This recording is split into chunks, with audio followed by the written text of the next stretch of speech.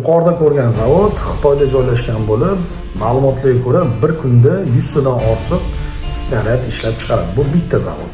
Bunaqa zavoddan 10 ta bo'lsa, demak bir kunda tinchlik paytini o'zida 1000 tadan oshiq snaryad ishlab chiqaradi.